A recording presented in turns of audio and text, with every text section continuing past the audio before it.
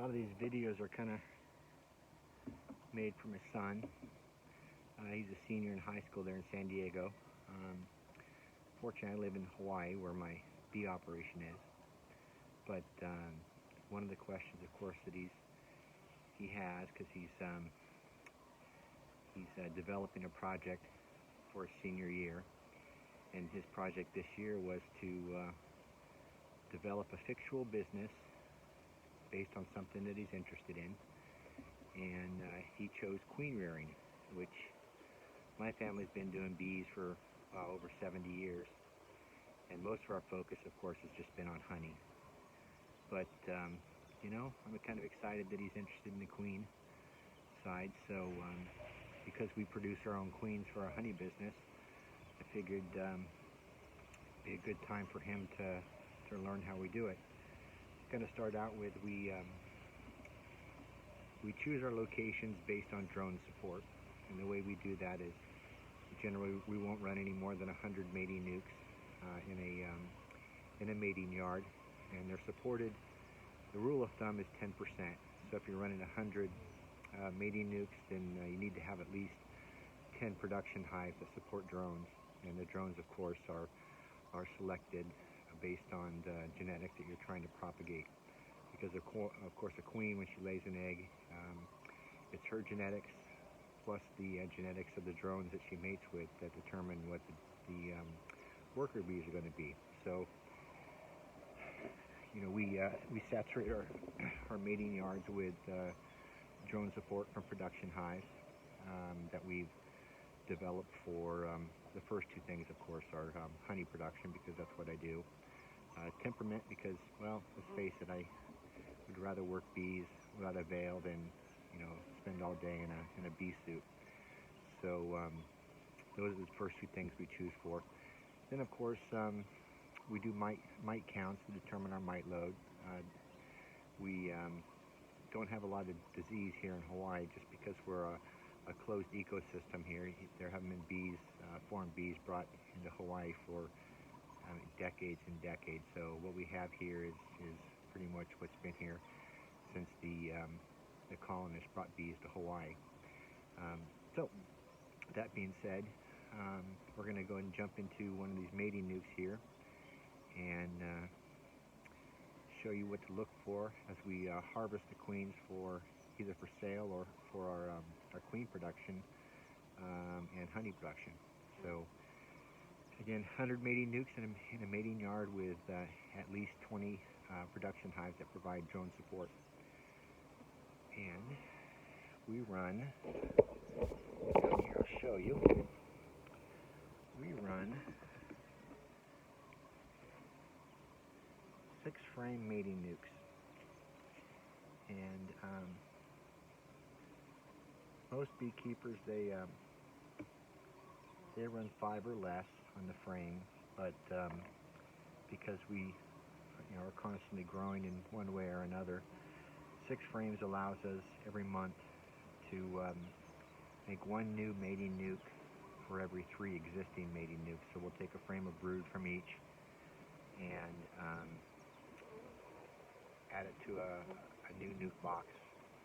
New nukes we do populate with queens just to get them started. That way also the bees, they're more likely to stay with a mated queen than if you were to start them with a cell. So again, in this hive we have six frames.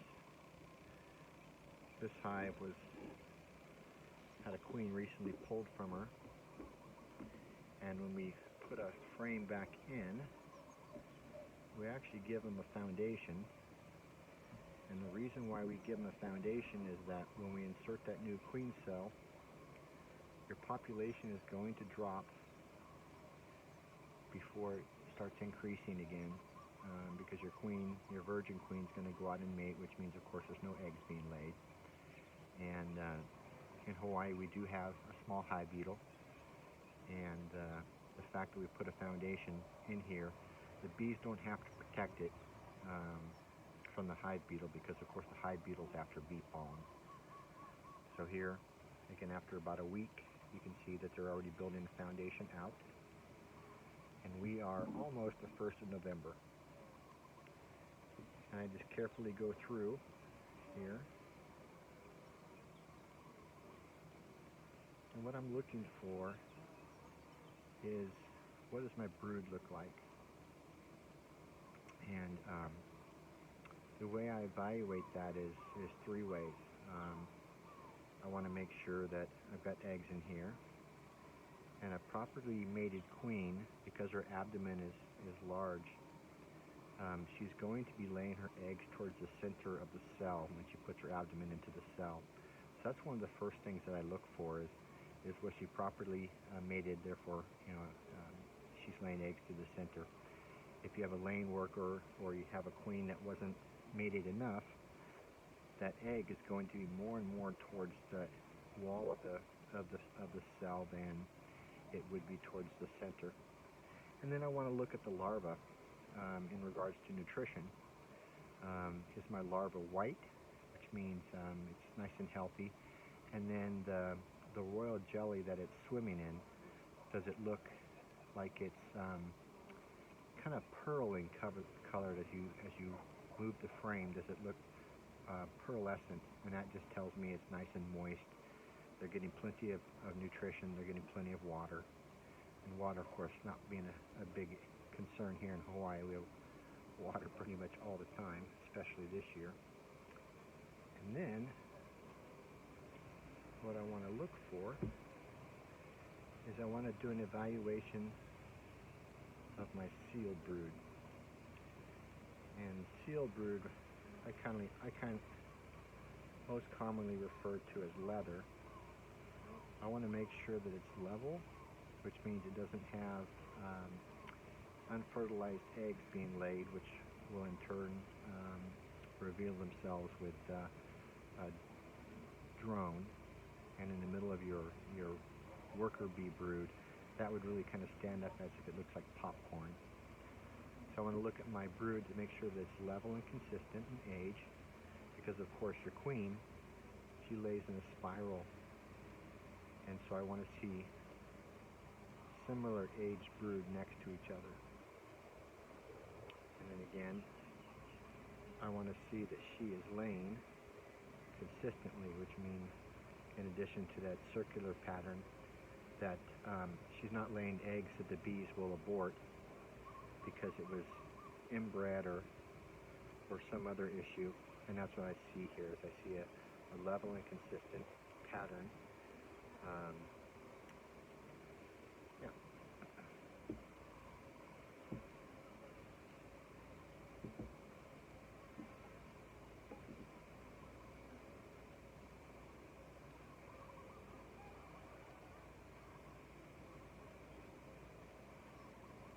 And so with bees, whether it's a mating nuke or it's a production hive, keep in mind that your brood's to the center where the bees can keep it warm. On the outer ring in here should be your protein source, or your pollen. On this arch here, you should have pollen. And we never really seem to have a problem with pollen. Bees get more than enough here. And then on the top of the pollen, we want to make sure that they have honey. So brood in the center, pollen, and then honey. Okay. And then right here, we can see our queen. She's got a nice long abdomen. She's young, so that abdomen is going to continue to grow in size as her body matures. But what I can see here is it's good size for her age. So by the time she's harvested, she'll be much whiter.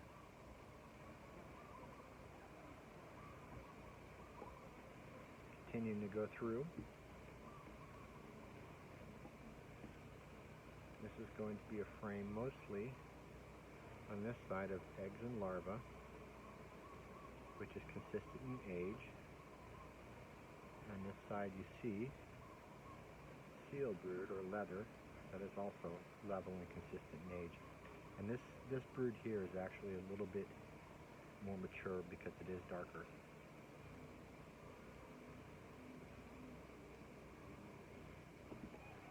And our sixth frame here, I can tell by the weight, it's going to be a lot of honey. And that's not a bad thing. Bees have got to eat, right?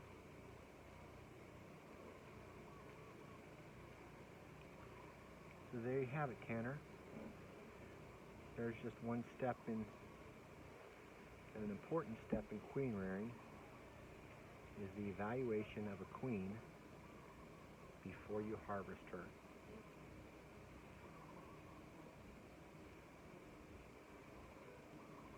Good. Now the last thing that we're going to do before we close this up is, like I said, because here in Hawaii we have a small hive beetle, we use these microfiber towels. We don't use chemicals to control the beetle. So this is a microfiber towel that the bees are going to rough up. And what happens is the bees always push the small hive beetle vertical on top of the frames. So we take this microfiber towel, we pull it, kind of fold it in half so that the bees won't pull it down between the frames. And the bees will harass the beetles and cause them to come up here on the top of the cloth. And when it's roughed up, the beetle will walk across and it actually gets stuck. And so we can almost eliminate any losses of our mating nukes and even our production hives from the small hive beetle using these microfiber towels. If you need to know where these microfiber towels can be found, just go to Man Lake, which most beekeepers are aware of, and they do sell them by the case. Okay, so there you have it. There's a mating nuke for you, Tanner.